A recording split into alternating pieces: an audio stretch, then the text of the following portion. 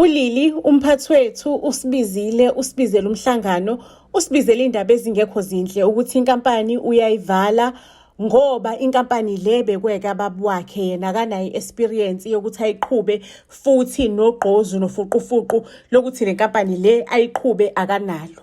Uyaxolisa ukuthi kuba uyena ozothula le ndaba lezi ezimbi kangaka, kodwa uyathembisa ukuthi wonke umuntu uzokhokheleka ngendlela ekufaneleke ukuthi akhokheleke ngayo.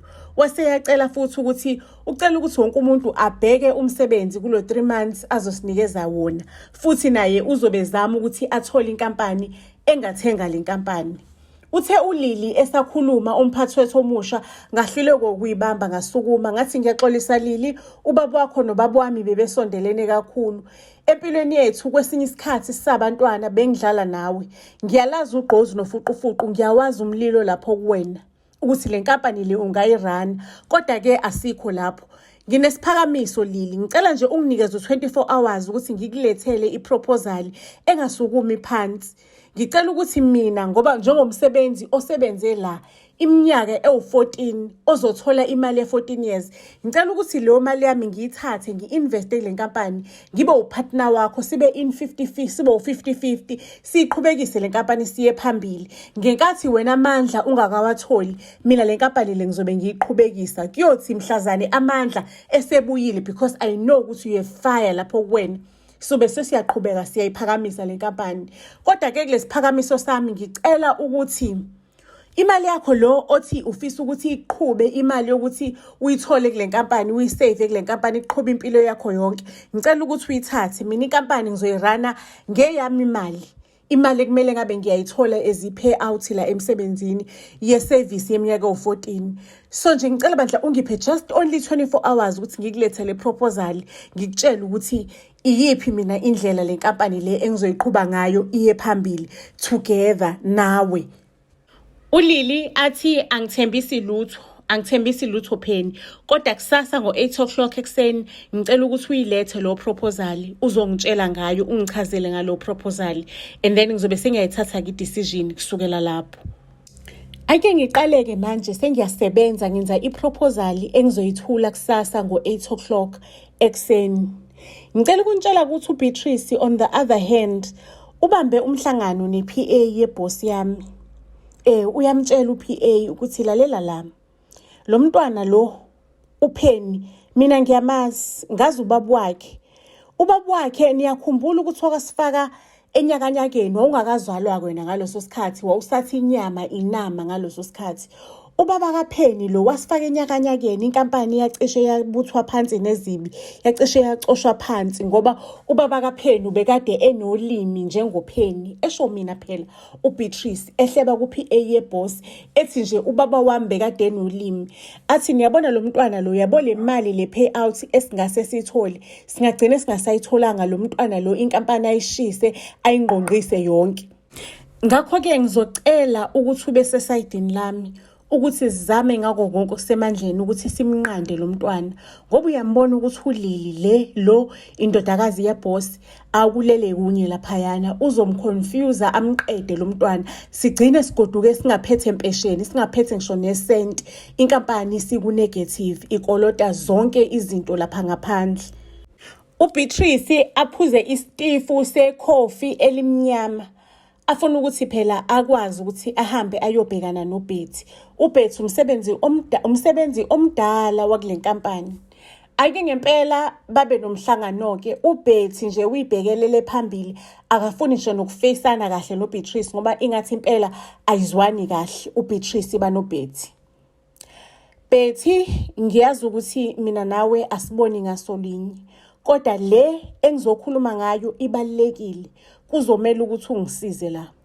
Uyamazi ke nawe ubaba walengane, ubaba kaPheni, ukuthi ulimi olikela wisa inkampani yacishe yabuthwa nezibi, kwasho ukuthi umnumzane bekane experience lapho. Nangu uPheni umntana wakhe useyasikhombisa ukuthi uyafana ncamashi nobaba wakhe, naye unolimi ozoconfuse lengane uLili, inkampani iwe phansi ithi boo. So ngizocela ukuthi Bethi ungiseke mangabe kuukuthi ufuna ukuba yisalukwazi esinempesheni noma ufuna ukuba yisalukwazi esiphethwe iqolo, ungenamali, ungenampesheni. Ngizocela ukuthi ungibhekeke kulokhu ungibhekhe sizame ukuthi lo mntwana lo simstophe. Into engizocela ukuthi ungenzele yona, ngizocela ukuthi ngoba wena umuntu we-IT une-access kuwona wonke amakhompyutha emsebenzini, ngizocela ukuthi ungisendele i-report yalo mntwana le azoyipresenta kuboss kusasa.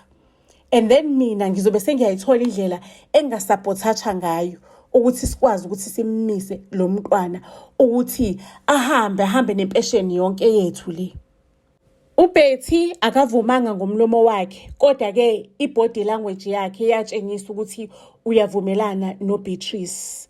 Ake lufike kusuku langakusasa ekseni mina sengilungele ukuthi ngizokwenza le meeting nomphathi wami uLili ngo-8 o'clock.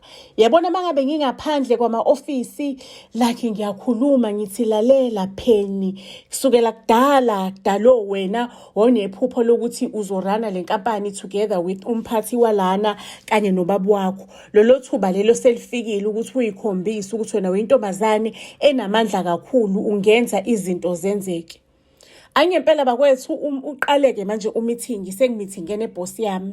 Ayiboss ke ngichazela uLili, ngimchazela ukuthi athina ama future plans wami, ngimtshela ukuthi ngiplana ini, kuzohamba kanjani, luthini uhlelo. Ngibona uLili ethulile engibhekile, umbone ukuthi lo mlilo lo kuyena ngaphakathi kuyena usuyathungeleka, usuyavuka lo yamlilo. Ubone ukuthi uimpressed. Ake ngicela ukunitshela ukuthi mina ngisemhlanganweni noLili, umphathi wami omusha, kanti ngale uBeatrice useyitholile iproposal yami ukuthi ithini. Useyabona ukuthi ngizosebenzisa ama-influencer ukuthi si-rebrande ikhampani, kube nje noshintsho olukhulu, siphinde si-reintroduce ikhampani emphakathini. Ngicela ukukutshela ukuthi thina saso-appointa influencer enkulu eyodwa, mase kuthi lamanye ama-influencer kube yiwona angezansi. Kanti uBeatrice uzothatha ifoni afonelele influencer. Mntanami, mina ngimdala kabi ukuthi ngingabuka izinto ezimbi zenzakala. Manje ngikufonela njengomzali oworried ngoba izingane zami zineyingane eyingange zakho, eyingangawe, wena umzukulu la kumina. Inkampani engiyisebenzelayo iplan ukuthi izosebenzisa wena usebenzisa amanye ama-influencer amancane. Ngakho ke mntanami, ayingiphathi kahle lento abazoyenza kuwena ngoba izobe ingekho yinhle for ibrand yakho, ingakuguqisa ikubeke emadolweni, ikubeke on your knees.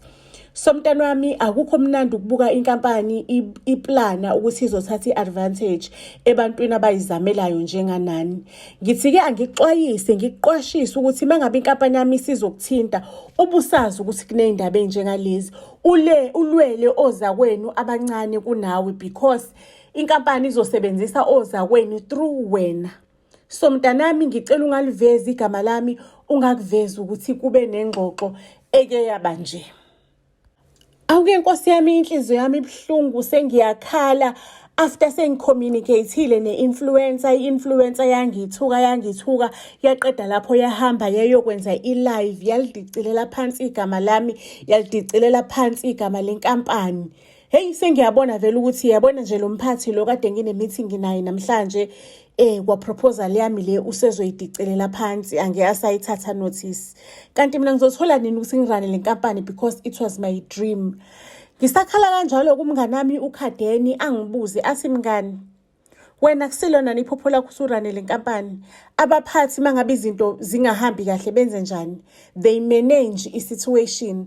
Ngakho ke mngani, ngithi mina hamba uyomanage le situation. Njengamanje vuka ekseni, hamba uyokhala, ulala uyikhala, kusasa ekseni it's your opportunity ukuthi wenze i-damage control, uhambe uyocontrola wonke lo damage lo owenzakalile. Umngani wami weqinisile ngempela ngoba ngakusasa ekseni ngavuka ngacontrola udamage ngangena kwi-live ngasho ukuthi thina inkampani yethu we take pride kwikhampani yethu. Ama-influencer, yes, sifuna ukusebenzisana nawo, but not just to empower ikhampani yethu, to empower them as well, to make them part of us, because bayi-part and parcel of our journey, bawumlomo wabantu, bayi-mouth piece yabantu. So we will never take advantage of them. In fact, we will empower them.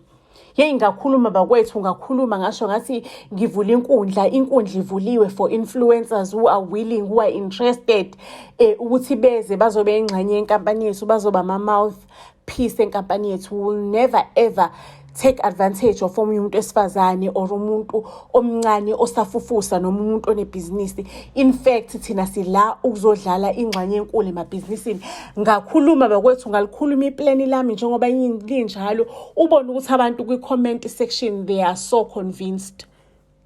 Ngaqhubeka ngasebenza, iboss ijabulile ukuthi indlela engisimene njengayo isimo iyachazeka.